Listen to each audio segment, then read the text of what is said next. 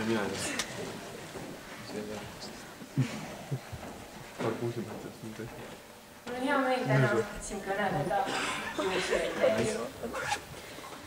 Algselt plaanisin oma kõnet alustada lausega, et oleme täna siia kogunenud, kuid seesama moment ma mõistsin, et see lause kuulub ühe teise kurva sündmuse juurde.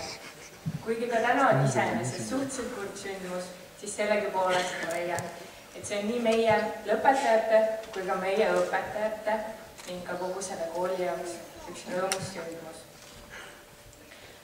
Omamoodi ongi see vastuoluline, et kõik need 1,5 aastat või mõned ka rohkem, mis me siin koolis veetsime, me iga päev mõtlesime, millal see kool ükskord läbi saab.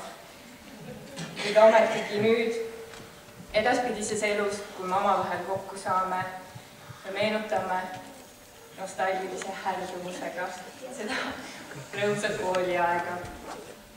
Me meenutame seda, kui palju nägid õpetajad meiega vaeva. Ning ka seda, kuidas vahest hellitavad meie reedake. Kutsus meid väikesteks tropikesteks, kui meil midagi välja ei tulnud.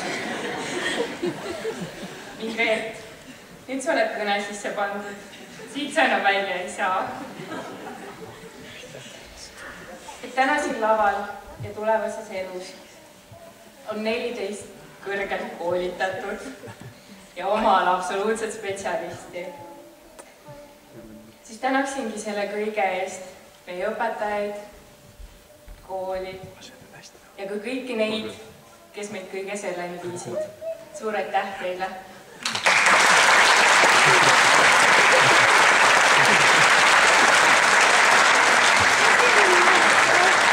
Thank you.